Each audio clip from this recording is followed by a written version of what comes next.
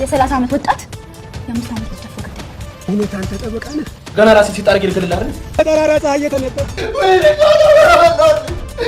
እርግጠኛ ሆነሽ መናገር አትችልም።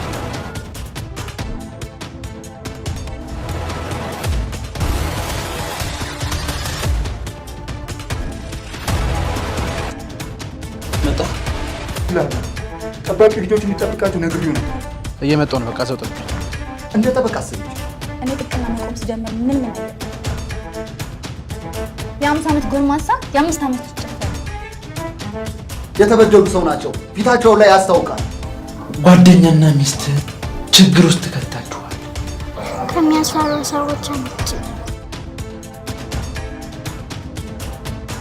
ከኔ ብቻ ትዕዛዝ መጠበቅ አለብን። እሺ አለቃ።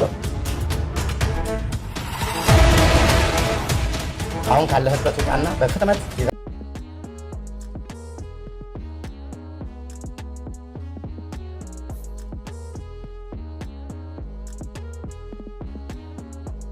ያቸው ከኔ ድረስ ምንም ነገር ጉዳት እንዳይደርስ።